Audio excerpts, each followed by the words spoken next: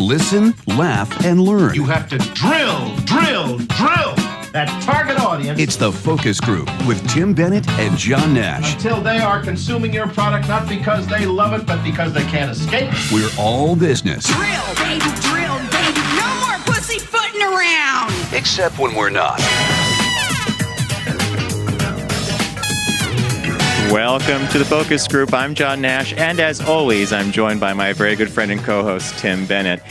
We're all business except when we're not, and you can now find us everywhere. And Tim, why don't we talk about everywhere? Everywhere is now no longer our old platform. No longer the old platform, which we got our chops on for about 7 years. This is actually our third iteration, right? We started at one, went to another. They were both pay. They're both paywalls. The great thing about this is we're free. And the best way to find us, I think, is at focusgroupradio.com. Yep. And you can explain how that's going to work. Do you hit a button? Yeah, when we go to focusgroupradio.com, you're going to hit a landing page, and you can choose your platform of choice. iTunes, TuneIn. Obviously, our site will play the audio, and we're going to be on YouTube thanks to the station we're in. Manning the boards today and helping us do all the work we do is Garrett on sound and John on audio. So when you have a John on anything, things are going to be Well, I okay. figured John would be the tech guy, wouldn't you? I mean, Yeah, John's are exactly. usually tech guys. So so we've been off for, we took a hiatus. hiatus. I was going to say It's kind of that like for- Kelly Ripa's doing with Michael Strahan. Or, when that little fracas happened I with don't think that's a ABC. big deal myself, but Well, we can she talk makes about that millions, later. we don't, but yeah. But what have you been doing for the last 2 months? Quick little reset for all our listeners who are finding us once again from the old platform. You know the shtick. Focus Group is a show about business, the consumer culture, and the 40-hour work week and how we get stuff done. Tim and I have operated in that field in different capacities. Tim was the director of marketing and advertising for Subaru of America, and I've owned two different agencies. I'm basically a gypsy. But you were the corporate agency guy. that did all of the LGBT. world-famous and award-winning LGBT work for Subaru for 15 years. So don't take light of that. I won't take any light of that. And if you're just finding us, I hope that gives you a kind of an intro to where we're at. But we're not, when we talk about business, we're not talking Kramer style. NASDAQ. We're not doing NASDAQ, stock quotes, things like that. We draw our experiences from that crazy 40 to 60 hours a week people spend their lives doing, and I think it's a lot of fun. So here we are, and we're in New Digs, and we have a great show planned for you guys today. So Tim's question from earlier, what did we do when we got the news? Yeah, no, I jumped the gun, John. I know you were... No, on Groundhog Day, which I think was an appropriate day for this, right? February 2nd, right? We get this call from our programming director, and she says, actually it was an email, I apologize. She says, I want to talk to you guys about something. Now, in the business world, when someone tells you they want to talk to you about something, and I think in personal life too, something is never a good thing. Am I right about this? Although it said today or tomorrow. So because the urgency was not because it said there, today yeah. or tomorrow, I thought, well, maybe not a big deal. They're getting rid of one of the shows. We've heard that before, right? So, yeah. So I called Tim up, and in good corporate fashion, we decide we're going to quarterback the call before the call happens. Right. And this is what you should do. If you're going to have a conference call with someone, you want to basically know what you're going to do, and we talk 5 minutes before, and we always hang up the phone. Never continue a private conversation on a conference call. Tip number one. Hang up and redial. So I call her up, and she's like, well, here's what's happening. The channel you guys are on is going away. No. Sorry. The people who know you, know Leave that it you in. have to.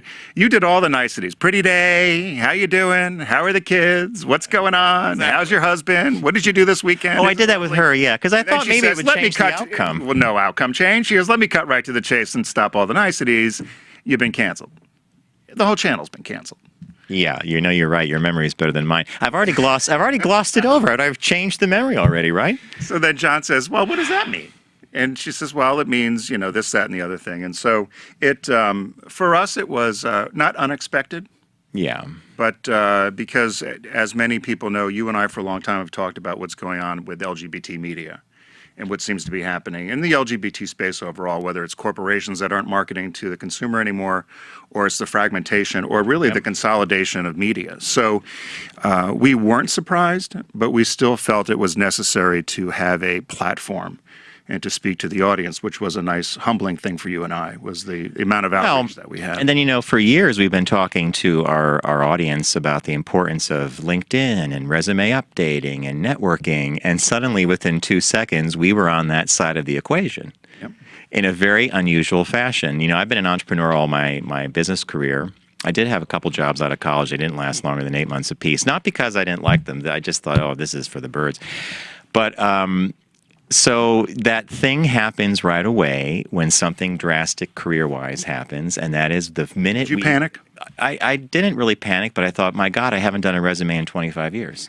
And you're not about to. That's my version of panicking, saying I haven't done my resume in 25 years. So then I thought, oh my God, what am I going to do? You know, years ago, Tim told me I was unemployable. Well, I'm gonna, you know, right? You're a 1099 guy. You're not a W-2. 1099. Which is what I went and I think if talked- you're a 1099, you're 1099. If you're W-2, you're W-2, right? I went to a friend who's a career coach, and he and I met for a coffee, and we're talking. And after about 2 hours into it, because he said, "Here's what you and John could do with focus group," and he had a lot of great ideas. And I said, you know, I had this opportunity to go talk to a craft brewer about being I remember that. president of marketing. You were skeptical, but Skeptical, but I went through the process, and I made it down to the final cut. But I knew where it went off track right away, because anyone who knows me anyone who knows me from the show knows I speak my mind probably too much. So in fact, your nickname at Subaru was Mandaji, which means the nail that's always up. You got to bang it down. that nail. You get Mandaji. caught on that So nail. Yeah. we're sitting there with the whole leadership team, and the human At the brewery. At the brewery, and the human resources director says, "What do you think of performance reviews?" I said, "I hate them. I don't think they're necessary." There's dead silence in the room. And face. And I said, "If you are not communicating with your employees to the point where they know what's going on, And, there's what's no the need point for of me at review? the end of the year to have a surprise." So she just looks at me, and the owner, to his credit, just laughs and said, "I agree with you." But of course, that wasn't the way they were I going. thought you were going to get tripped up on hops and barley, but Well, I had to do they a might lot have of asked you, like, where's the best barley come from? Or, you know, because it's a Germany, craft brew. apparently, from what I read. Imported from Germany, okay. Germany or England. So that was, so then I'd gone to this career coach, and he said, "You know, I really don't see you as a 9-to-5er. He said, maybe you're a 1099 kind of person," which was not a good feeling for me. I was a bit panicked. Yeah. Well, you know, Tim has always prided himself on your corporate chops, and you've navigated that sea pretty well. Good. You're a shark. But the great thing that happened to you and I, and we've been very fortunate, you and I have built up a group of partners and sponsors here in the focus group. And Volkswagen, one of the first to reach out with us when they heard about what was happening with the show. And we said to them, stay tuned. We're going to figure some stuff out. And sure enough, they're still with us. So we want to thank the folks at Volkswagen for staying with us, believing in us. You got that at LL Bean, what are you didn't looking you? at? That shirt. You got that at LL Bean when we were on a road trip.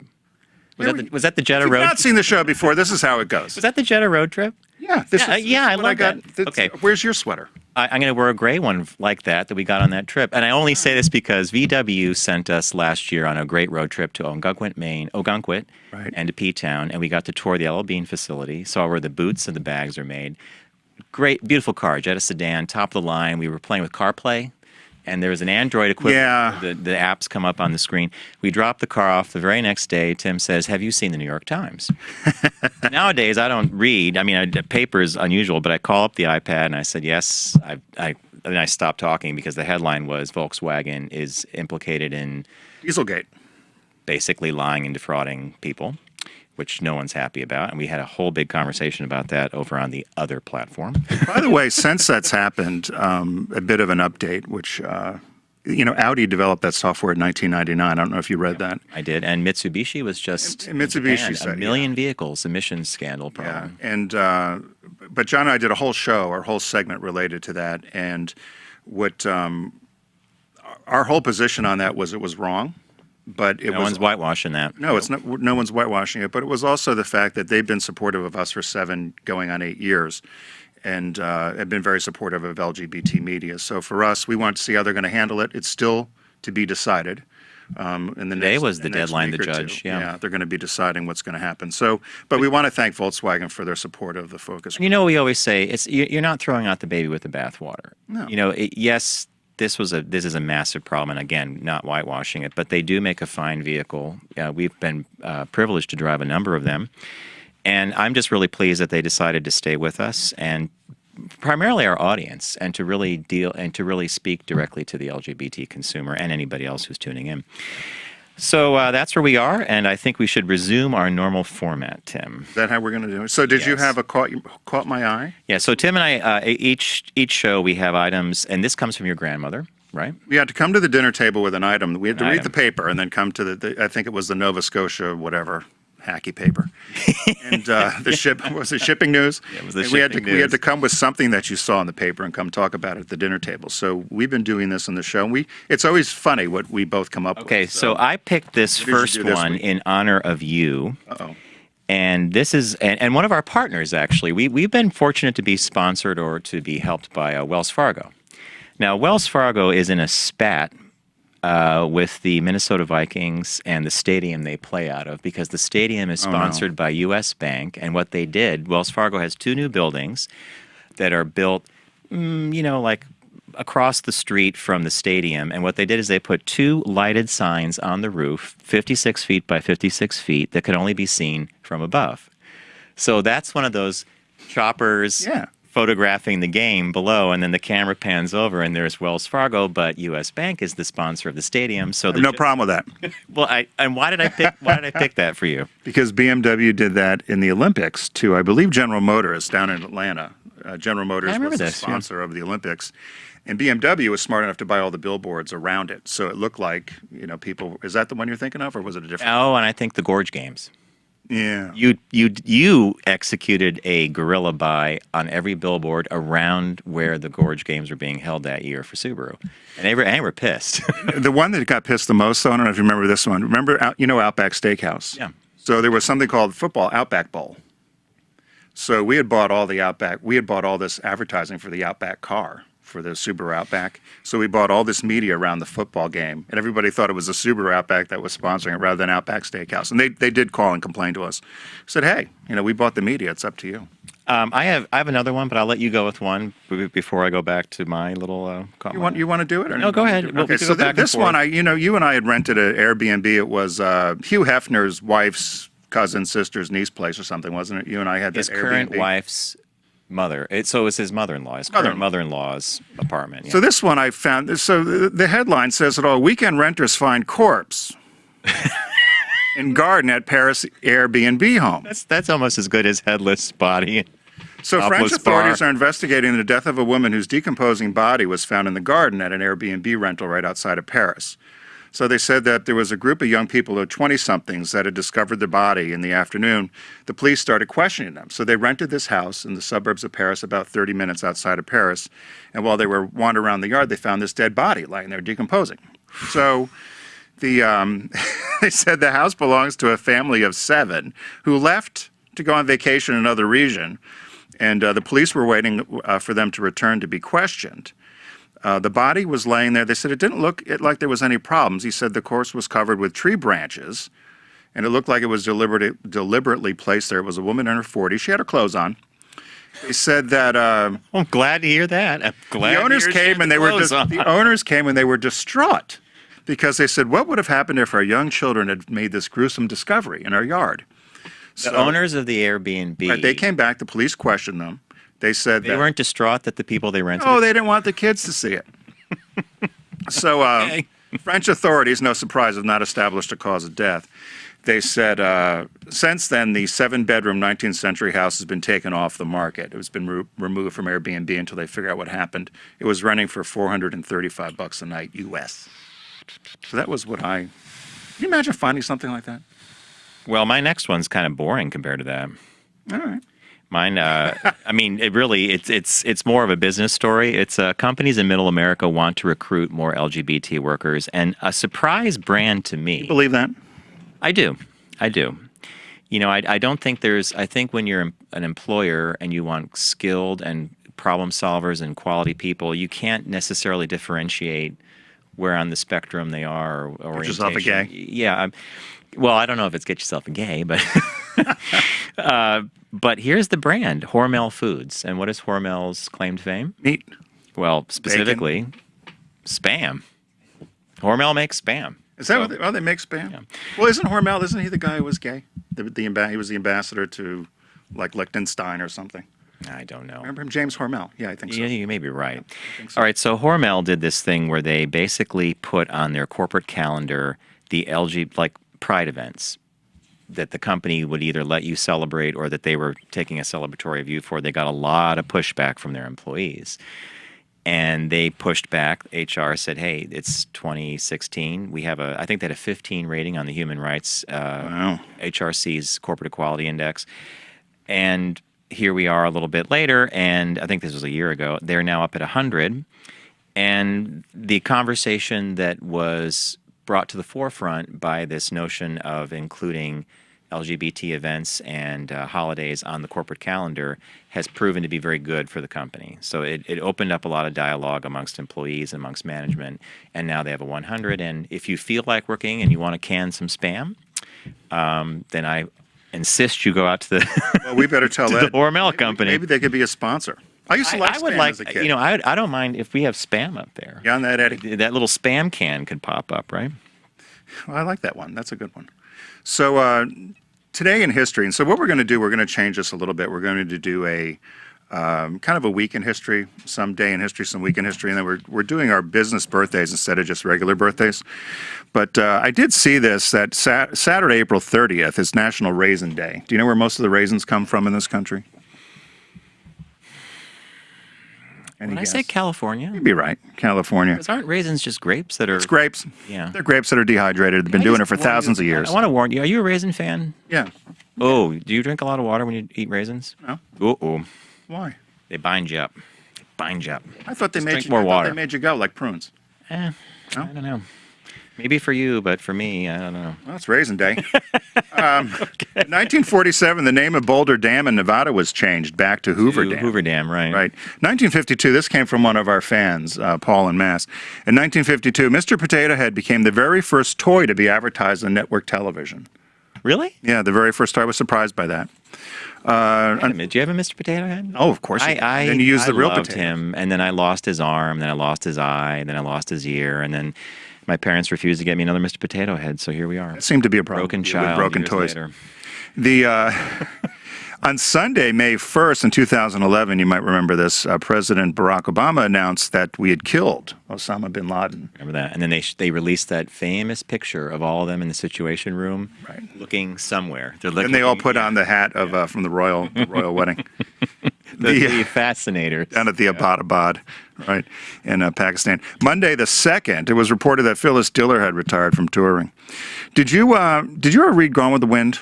No, I Margaret didn't either. Mitchell, right? Why would you? Watch the movie. But on May 3rd, she won the Pulitzer Prize for Gone Why with the Wind. would you watch the movie? May 6th, the New York Yankees became the very first Major League Baseball team to travel by airplane. I don't know where they were going. Maybe New went York, to Philly. always the first for New York, right? You think? Yeah, Fly to Newark?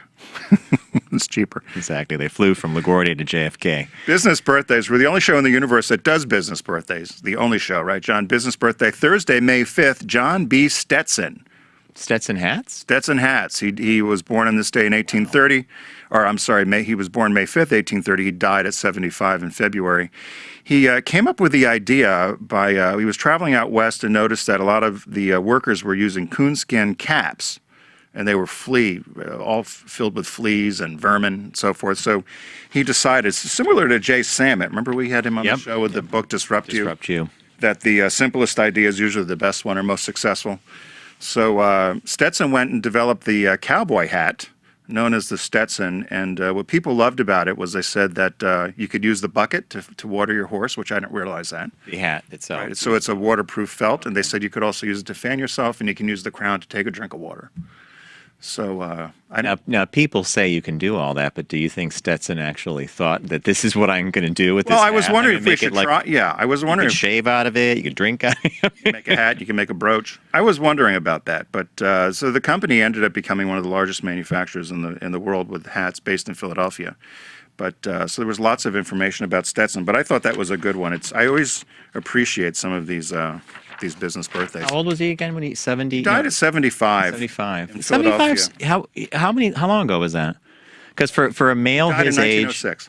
at 75. All right, so 75. My God, 75. he didn't do bad. He just missed his 76th birthday. He's at a cemetery called West Laurel Hill Cemetery in Ballackinwood, PA, which ironically I'd gone to an event there because they do a lot of LGBT-themed events there, and they're trying to get LGBT people to use that cemetery, which I think is a unique marketing idea. So That's our his business birthday. birthday. So it's the focus group with Tim Bennett and John Nash. We're going to take a quick break. If you want to follow along or listen to the show, be sure to go to Focus Group Radio. As John said, there's a landing page. Click listen, and we're free. So we'll be right back.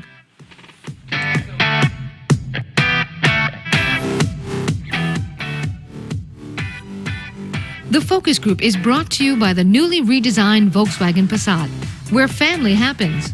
Visit VW.com to learn more.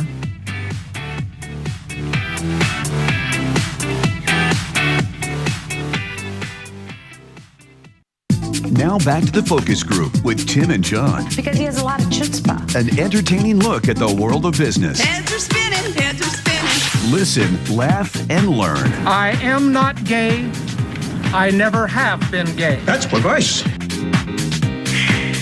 Hey, welcome back to the Focus Group. John Nash here with Tim Bennett. Find us at focusgroupradio.com, and all the information for the various platforms that we are on will be there for you. And actually, I think YouTube's going to be one of them. You and I were a little resistant to the notion of video, but I personally am enjoying it. John likes the way he looks. I think I look good on TV, yeah, or this TV at least. Your mother will tell you anyway. You look good. Hey, we didn't get to do a week in science, Oh, we didn't. but I have two quick ones. One was for you. Uh-oh. One of Tim's favorite historical characters is Benjamin Franklin. Yes. And on May 2nd, Ben Franklin basically discovered the Gulf Stream because he was deputy postmaster for the British colonies, and he found that ships took 2 weeks longer to bring the mail over from England than it did to go back. That's a bunch of BS. It is not. Yes. Thus, The Gulf Franklin Stream. became the first to chart the Gulf Stream. No. Don't you think everybody realized that it took No. longer to go one way or the other? I like all these people that I'm surprised you're not supposedly standing invented up this for your stuff. guy. I do like Ben Franklin, but I think some of this... You don't have Ben's back here. It says, thus, Franklin became the first to chart the Gulf Stream. Baloney. And my other You little... think Magellan did? No, Magellan was circumnavigated the globe. He didn't bother with Gulf Stream. No. That's no. All right. This is where science. This is science. Remember, not. This is where I'm a Republican. Yeah, your facts are your facts. Vote And for my Trump. Science is my science. And the other one is that on May 6th, in 1937, I wish it had not happened because I would love to have flown on this thing. The Hindenburg blew up.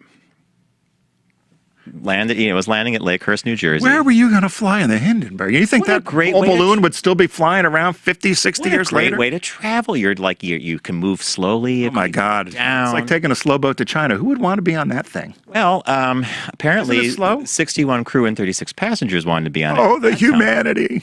That is, as it burned in 36 seconds, 7 million cubic feet of hydrogen above your head. So, goodbye, louder than air travel for a while.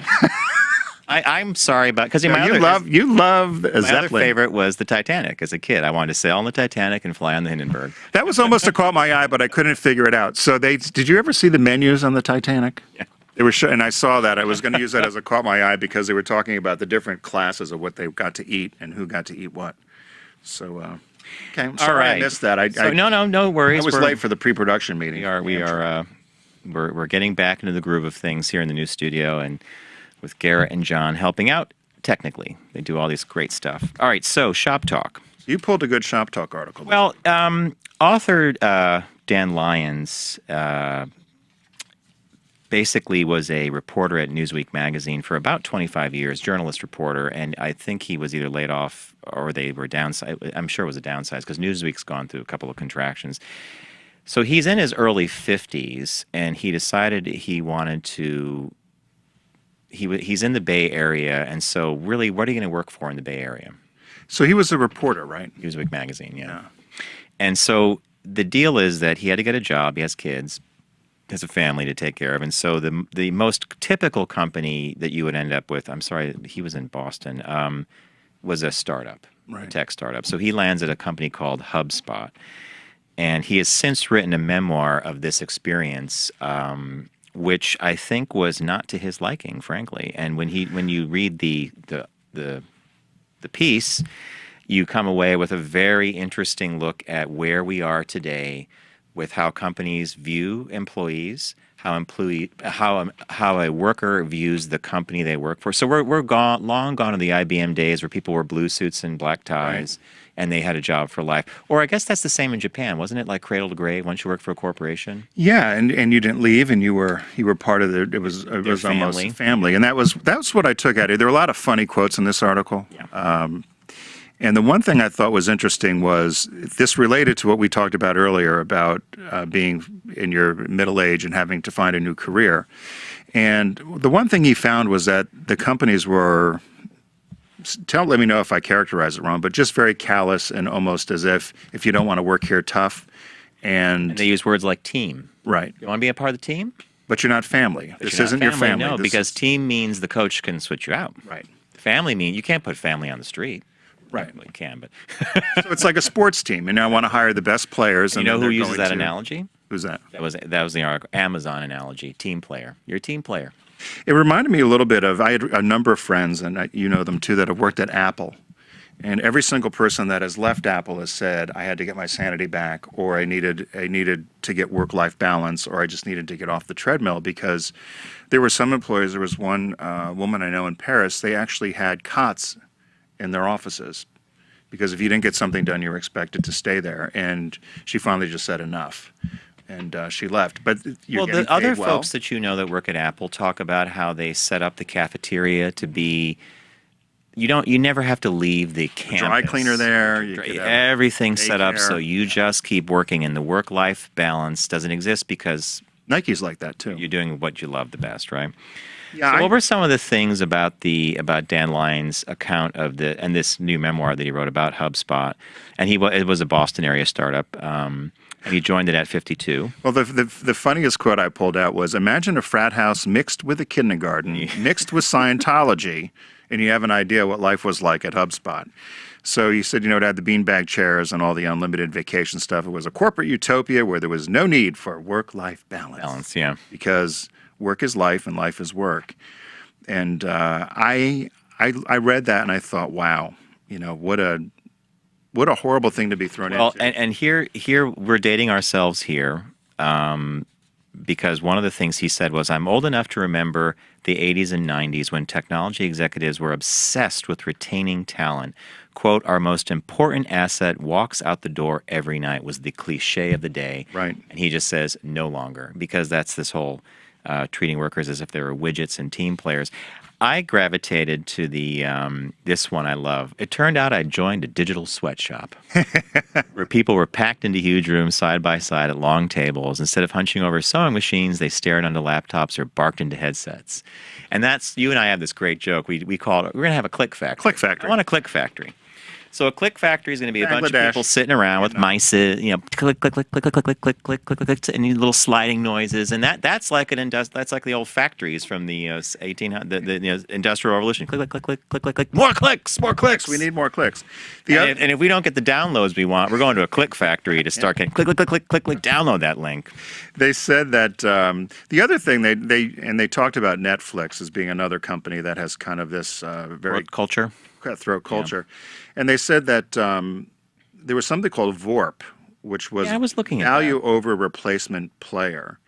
It reminded me a lot of my days in corporate America at Subaru, where we had Value over replacement. right. So Okay. so you decide, do I keep this employee? Is it better to keep the employee and work with them, or is it better to replace them? So we had a Working with similar them includes training. Yeah. Includes. But we had similar phrasing. Now, I don't know if it was known, but I'll say it. So there was, if an employee was high po, low mo, they were good. Wait, high po. High po, low mo. Low mo. You wanted to be high po, low mo. Can I figure it out? Yeah, probably. To the first two letters of each word. High potential, Low. low maintenance. Oh, you like that? That's the one you like. 'Cause there's Right. low maintenance. High potential with low maintenance. And then if you were mopo, so if you were, so reverse way, I'm screwing it up. But so if you were low mo, Low low po, high maintenance. high mo. Low, high, okay. So there was the Oh. Lomo, high. Corporate speak. Yeah.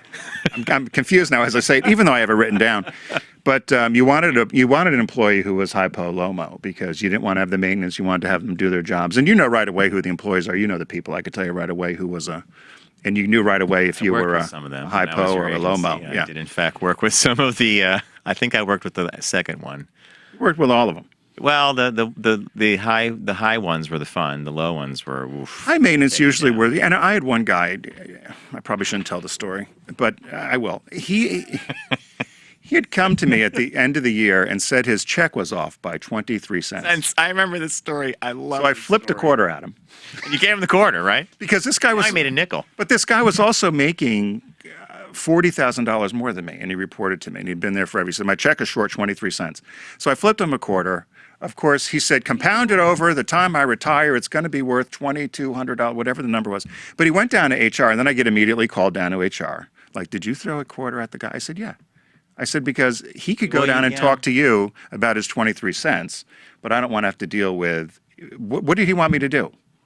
All right, so did you question the amount of time he put into figuring this out? And the way that he was a high-mo, low-po. Okay. He had no potential at all. He had zero potential. He'd been there since they opened the doors. They felt sorry for him. But he was a high-maintenance, low-potential employee. But I still remember, I could still visually say I was sitting here like this, and I reached in my pocket and went, bing. Okay, so you saw the movie Office Space, right? Yeah. Okay, so to me, the guy you just described is the guy with the red stapler. The glasses, and then they keep moving him away until he's like practically at a dumpster at his desk. Oh my God! Yeah, so that was it was an interesting. Is there any other takeaway from that for you? I mean, I relate to this personally, and this goes back to what we talked about at the beginning of the show with this idea of reinvention. What am I going to do now? And we never really finished that conversation. So I'll say that. When we did get the news that we were off the other platform, I was already in school. So since January, I've been taking classes on computer animation. Think Pixar, Toy Story, the kind of stuff, character animation. And it's very engrossing, and I'm down the rabbit hole. So now you've did animation classes before, like about 10 years ago. So how different is it? Now there's actually infrastructure. It's distance learning. The school is out in Emeryville, California. It's founded by Pixar alumni, and you work with top level. Is that what they're calling online now? Distance learning? Distance learning. I thought that was going to slip by. You thought that was going to slip by. The classroom is very far. It's distant. Distant learning. It's like Laura Ingalls. Sounds like you're going on a trip. You're taking a trip to Europe. But Nellie Olson's got boots. Anyway, so I was down the rabbit hole with this already and having a ball, and it's at least 10 or 15 hours a week of work and homework. And so while part of me was panicking and I thought I had to do my resume and, oh my God, I should let the tumbleweed blow away from the LinkedIn profile, I think that was a very cool thing because it allows you at a certain point to just calm down because, you're not going to get anything accomplished by panicking, right?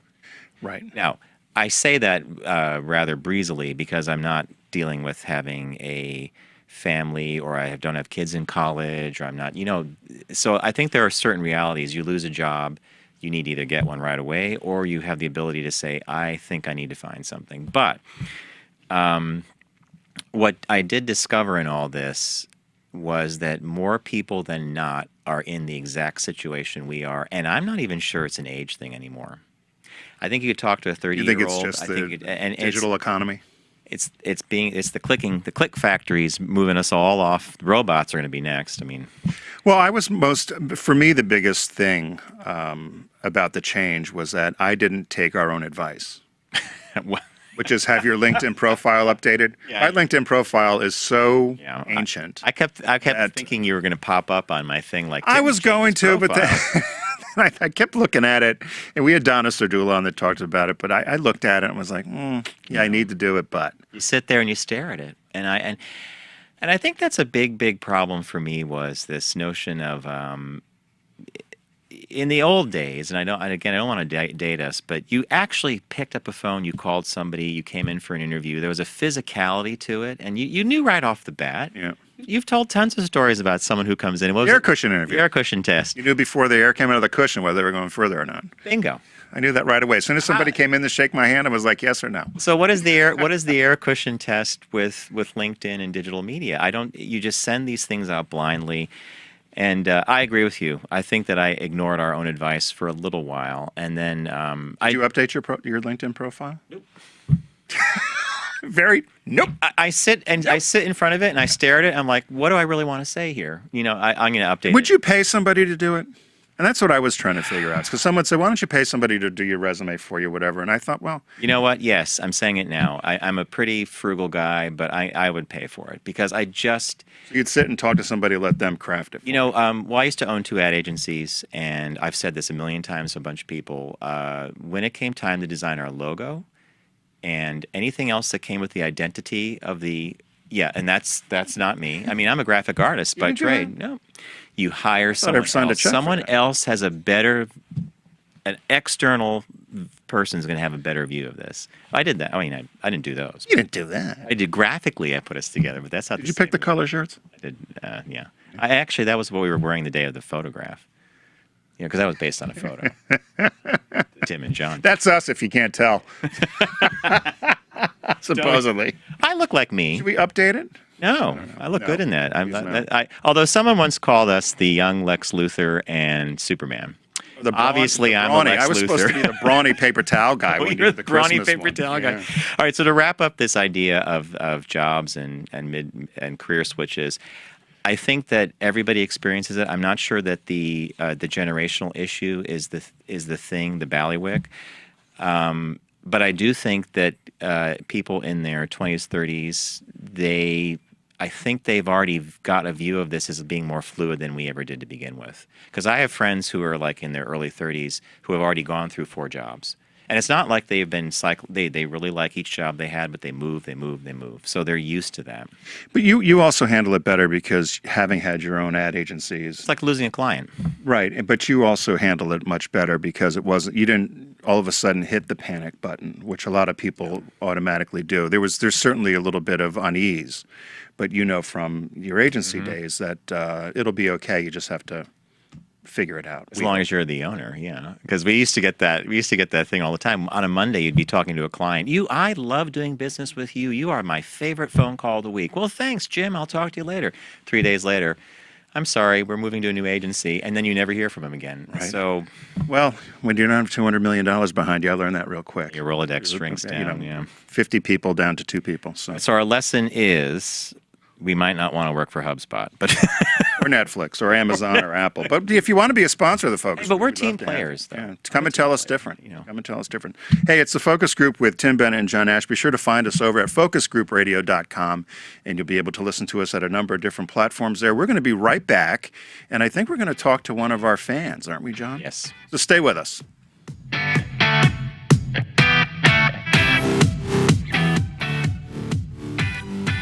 The Focus Group is brought to you by Volkswagen Golf Sportwagen. With loads of cargo space, sleek design, the versatility of an SUV, and the maneuverability of a car, the Golf Sportwagen is in a category all its own. Learn more at VW.com.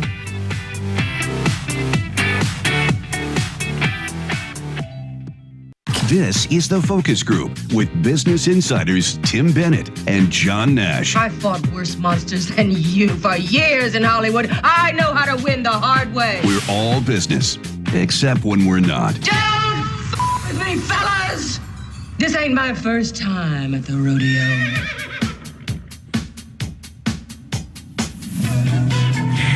Hey, welcome back to the Focus Group. John Nash here with my good friend and co-host Tim Bennett. Find us at focusgroupradio.com.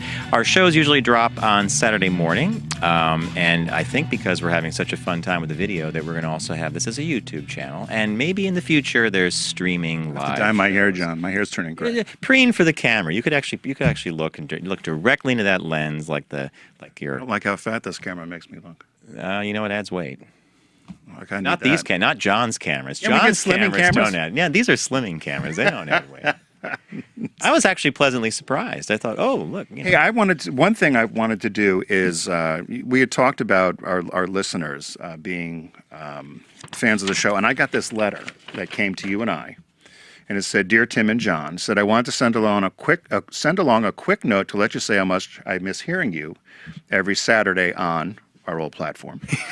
So I listened for a number of years, and you guys really had me looking forward to every weekend. I would tune in just to see what you were going to talk about. I also joined the tasting room. I bought Tupperware, and I stole one of your ideas that I now use for my clients. You had on a guest, Brian Roman. Oh, my God. From AdMark 360, who supplies your focus group socks. So he said that he and his partner have a real estate firm in D.C., Northern Virginia, and they were trying to look for some sort of giveaway to get clients. And so they contacted Brian, and they've got these, a pair for you and me. And they're using these socks. Are these the same manufacturer? These are, right, same manufacturer. So he said, "I stole your idea." Oh, look, but they did this funny. Right. He said, "We created our own set of socks with our own logo. They've been a big hit. Clients love them." And he said, "We're going to be definitely ordering more from AdMark 360. I wanted to thank you both for the information and the good idea. Thanks for letting us steal it." He said, "Could you please put the socks on and put it on your Facebook page?" You bet. So you and I will both take snap. a picture of these. I love when things like that happen. And there's two lessons here, right? Like, so now his takeaway from our sock thing was it was a smart promo thing, right? That secondly, they wrote a letter. Well, you and I talk about this when you get something from someone, like a little handwritten note. It could be literally 2 sentences, but getting a physical thank you note is. Well, it was a nice hand typed note. So it's Caldwell Banker. He's residential mortgage. It's M. Joseph Reef. It's from the Reef team in D.C. and Northern Virginia. So thank you. I'll say Joseph Reef because that's what it looks like, because I don't know what the M is. But that was a really nice thing, and it was really a nice surprise. I was wondering why you had these on the desk. Well, you saw them, right? I saw them, but I thought... You and I wanted to do an insert. We just haven't done it. Yeah, there's a million Anyway, we'll try those on. You'll see them on our Facebook page. We'll do it on... we'll try them on and put them on our Facebook page. We have our guy. All right, so we are joined in studio by phone, by the magic of telecommunications, and by Garrett and John. What was our last call on our old show? Our very last caller on the very last hour of the old platform, which is sinking into the sea. It was none other than our good friend Paul in Mass. And I believe Paul is joining us now for our very first show on the very new platform. Hello. Welcome back. Oh, my God. Can you believe we haven't heard that voice in 2 months? How great is it to hear your voice, Paul? I can't tell you how we've missed hearing your voice. How you doing, my friend?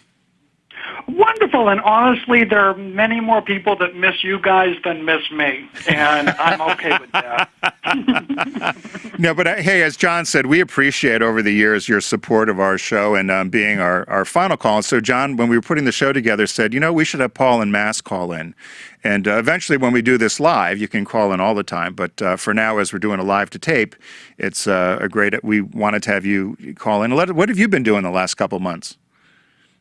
Last couple of months, since OutQ died, I call it a death instead of a cancellation, I've really discovered podcasts and the online radio. I started with Derek and Romaine in January when they started up, because I was a fan of their show and I was upset when they were gone last summer. So that kind of got me more into the online radio, and I've discovered, for me, honestly, now, podcasts and having them download through my iTunes, I have radio on demand. Wow. I could never figure out the on-demand for the Sirius app thing, and it never held the shows long enough. You had like 5 days to listen or whatever. So I've really gotten used to having my shows on when I want them on, or the like. So I've just, I had to rummage around. There's a wonderful podcast that you guys, if you haven't heard it, you've really got to give them a try. It's called Feast of Fun. They're out of Chicago. These guys have been doing it for like 10 years, I guess. But it's a hysterical gay podcast. They got drag queens and just... What was it? It's Feast Feast, of Fun. F-E-A-S-T. Feast of Fun. Feast of Fun. Yep. Okay, cool. You know, Paul, you've always been a very good help for us old birds, and our sometimes lack of social media skills. But I do agree with you about radio on demand and content on demand. And that's actually, it took Tim and I several weeks to migrate to this, because we are so used to doing a live show and having that live element be part of it that we were like, how does this really work? And now the studio that we're in right now, we're being videotaped. It's going to be on YouTube. And we're having a ball. It's just a very so you'll get to see us on YouTube. You'll get to hear yourself actually. But we're having a fun time. Well, the whole video casting is a whole nother layer that's added to it. Johnny McGovern has that Hey Queen on YouTube, and you can search heyqueen.tv, and it has all of them. But that's another thing that I've been listening to and watching, and he does everything on video, and it's also in podcast form. But I think that more and more, I mean, cars, you guys would know more than me, but I really believe that, within the next 3 to 5 years, cars are going to be Wi-Fi ready when you pick them up on the lot. And you're not going to have your hotspot or use your data on your phone or whatever. No, you're right, Paul. A lot of cars are, particularly General Motors is starting. A lot of their cars are now their own hotspots, and a lot of them have a lot of the different apps already built into the instrument panel. So, yeah, technology is changing. It's changing quick. But big time. And I've got to send you the link because I just found today Google Play has started their own podcast listing for your neutral carpeting and your 2 seasons of the Casual Fridays.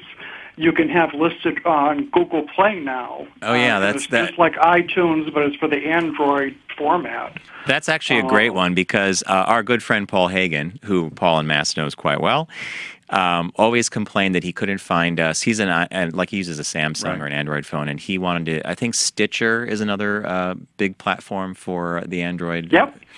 But to have Google Play do what iTunes is doing is very clever. They just finally figured it out without having to worry about getting sued by Apple for infringement or whatever. But no, I mean, I'm so excited you guys are coming back, even if it's not live. It's just, I can't believe how much I've missed you. My Saturdays have gotten almost productive. I have been doing that little thing with Garrett over on his channel. On Blog Talk Radio, but OutQ going was something very sad for me. I had a lot of my life centered around OutQ and the various shows on there. But the ending of it really has opened up this whole new horizon. No, that's what we have said, and it really has opened up lots of new avenues for us. And as we said, we appreciate your support, Paul, and we've. Like most things, are against the clock. So we want to make sure you are our first call. So thanks again for giving us a buzz, and we'll see you on some other shows. Thank you, guys, and we'll talk to you soon. Bye-bye. Thank you, Paul and Mass. Yay, Thank you, we Paul. love Paul and Mass. One of the, Paul and Mass is a character, and he's been real Our favorites. been real supportive of us. One of the things you and I have done, and I don't know how it happened, we started doing taste tests of different things. We used to do a segment called Focus Group. It happened. Where we'd surprise you. It happened because you and I, against our better instincts, happen to like certain foods. Right. And one of them is Oreo cookies. But our very first one that we did was licorice. It was Red Vine versus Twizzler. And I think that I was duped into choosing something because I tricked you. I gave you a different one than everyone else, just to see what you would do. And I knew you really liked Twizzler. I always like to agree with people. You're gray. I'm black and white. You're gray. You're the nice guy. I'm the. You're the curmudgeon. Curmudgeon. Yeah.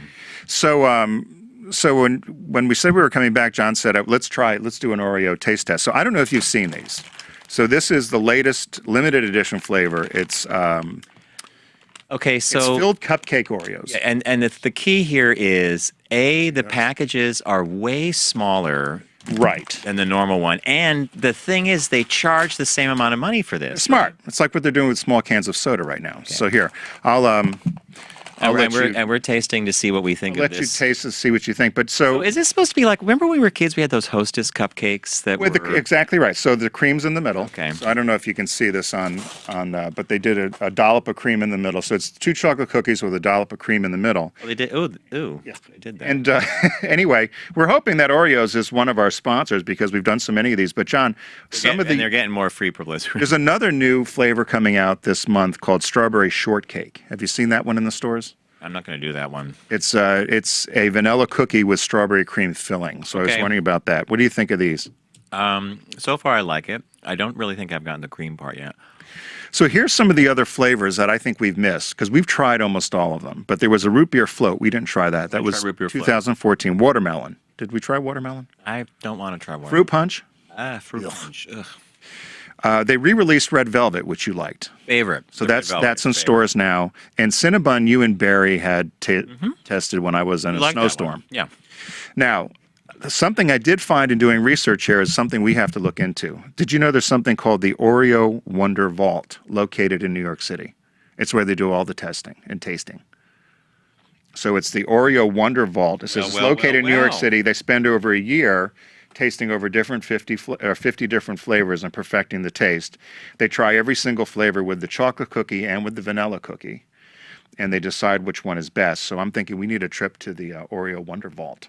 I think it's not even a question of you think we need. I think they need to have us there because look at what we're doing. We need milk. Now, what'd you think? You know, I'm not a chocolate fan. But it's not too chocolatey. I'm actually going to have a little. But I don't know if it tastes like. I don't know if it tastes like a Hostess cupcake. Do you think so? Well, no. I just thought it looked like a Hostess cupcake. No, that's the whole deal. It's supposed to be like a cupcake filling, like you had that sort of. I mean, when you do it this way, it's incredibly unappetizing. Just look at they smush something down in the middle of the tooth. These would be good with cold milk, don't you think? Everything's good with cold milk. Yeah. I give it a thumbs up though. I like this. Right. So we like the cupcake or the filled cupcake Oreos. Mm-hmm. That was it. All right. So that's our focus group this week. When we come back, we're going to tease a new segment that was an idea that our listeners gave us about a new segment to add here on the focus group. So we'll be right back after this quick break.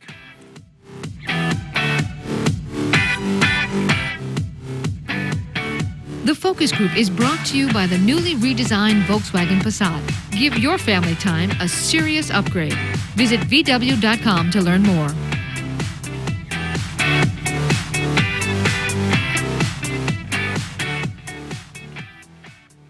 Let's make some money. He's the business manager. Let him manage. This is the Focus Group. Champagne! Champagne for everyone!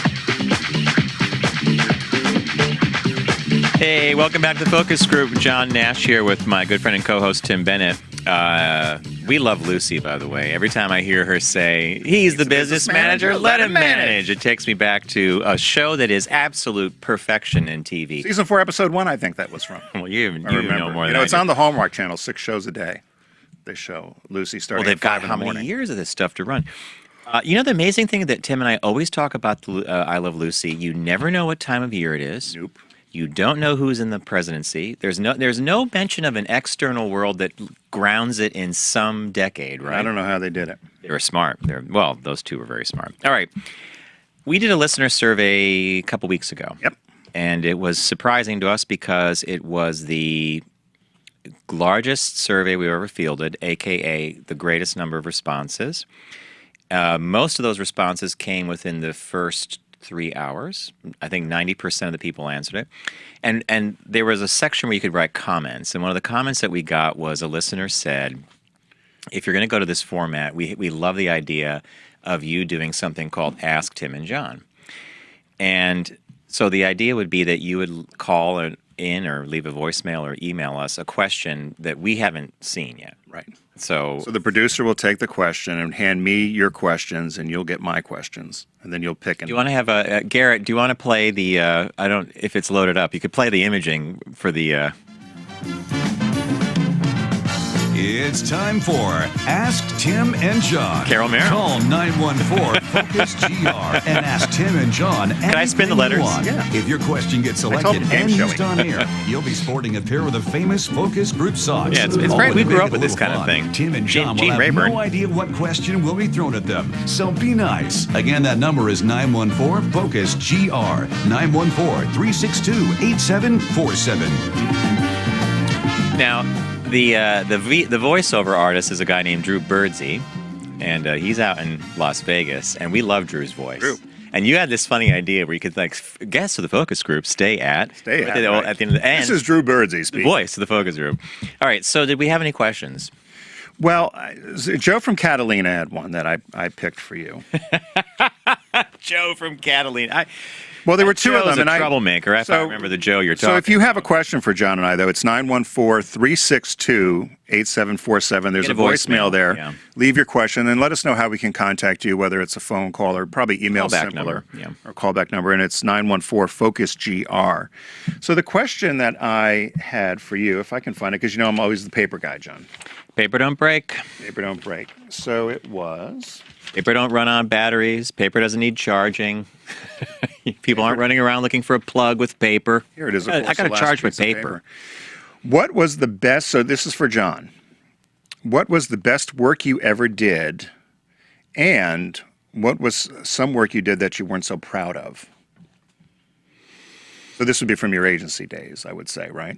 Well, I'm certainly not going to answer when I was in the men's department at Marshall's at Brand Names for Less, or the service desk, which I got kicked off of.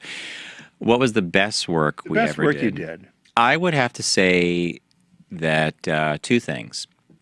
First is the TV work you allowed us to do for Subaru, the very first custom automotive spots for the LGBT consumer for the launch of MTV's logo network. Those are fun spots. And right up there with the Subaru work is some of the work we did with Absolute Vodka. And in particular, there's an ad I'm fond of because I remember how I thought of it. Can I say what it is? Yeah. Can I guess? Yeah, you can Is guess. it the ruler ad? Yes, it's the ruler ad, yeah. It was a great ad. So the creative brief for Absolute that year was in an absolute world. And that was a vague kind of thing where it really just meant in this world, in Absolute's world, certain things could happen. Right. And so how can we adapt that to the LGBT consumer? So I thought about it. And as a creative director, you're supposed to be the one that comes up with the ideas. And so one day I came up with this idea of showing a ruler, and every single mark on the ruler was 8. 8, 8, 8, 8, 8. And sounds like a perfect world. Because in an absolute world, everyone measures up. And that seems to be the measurement everybody wants. Are you in an absolute world? Everyone measures up. Everyone could be 8. You could be 8. I could be 8. You're an 8. Don't you want to be a 10? Let's not push it. I mean, but the funny thing about that campaign was it was so designed for gay men in particular that I remember, and women got it too, that they were all upset that, could we really run this ruler ad? I'm like, it's a ruler that has 8, and it just says in an absolute world. It's a straight woman. It is a straight woman, yeah. So yes, those poor ladies are never in an absolute world. They're often a world of pain, but that's another matter entirely. So yeah, it was the TV stuff, all the print work we did. I mean, if I had to stack it though, the TV ads were really out of the park, and then and that Absolute ad it's one of those rare ones when that comes together and people get it. Is there something you weren't proud of? Or I shouldn't say proud of, as the question was asked, is there something that maybe you could have done better, or you thought was going to do well, but maybe didn't, or put you on the spot. I'll tell you. Campaign. Oh yeah, the direct mail campaign. Yeah, there you go. Did I have to prod you? At least that was, of all the years I've worked with you, that I one. have never got that call before. I was driving up from that meeting. Yeah. So John had teamed up with another, and John and I have known each other since high school. Sophomore year, biology lab, frog dissection. You were assigned to my team, and I was like on valedictorian track, and I thought, what is this jock doing on my frog dissection? I was the dumb jock that needed to come here so I could go run track, and so that's how we met way back in sophomore year and created this great friendship now over a number of years. But a lot of people didn't know when you got your agency got hired at Subaru to do work, you got it on your credentials. And that's why you guys got the business. People did not necessarily know that we knew each other. No, and then eventually people found out we knew one another, but there was an RFP that went out, and 3 different agencies were selected to come in and present. And all these agencies came in with these big dog and pony shows and stereo systems and TV and flat screens and all kinds of comps. And John had teamed up with another agency. We thought we were presenting to and there's 8 people. There's 30 people around the boardroom table, and they come in with nothing. No, I had comps. We had handmade. You had a couple of matches. It was a number 10 a little thing, and I'm like, okay, where's the show? And it was the room was filled with 30. How many? 30 plus people, and me on the line because I'm like, no, we got to give these guys a chance. They do great work for us in the diversity space, and total disaster.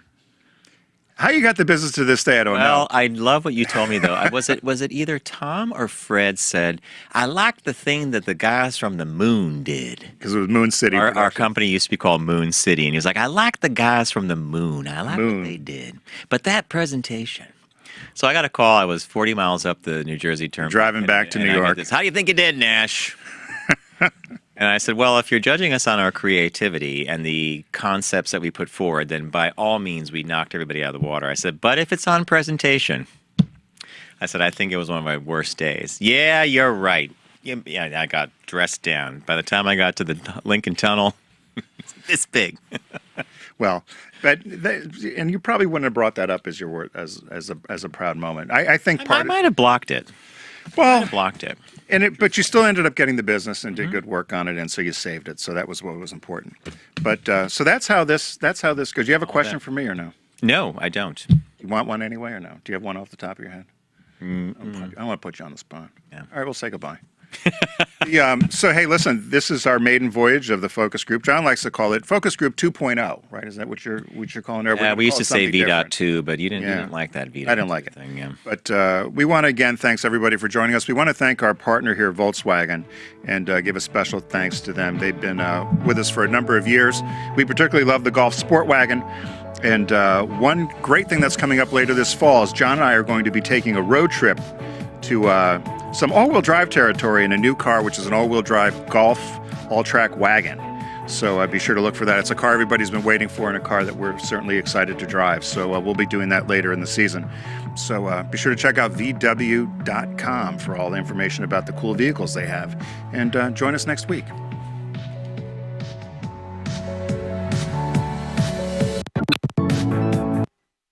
Join the focus group on all forms of social media. It's easy. And like good marketers, our branding is uniform across all platforms. Find us on Facebook, Twitter, Instagram, and Periscope at Focus Group Radio.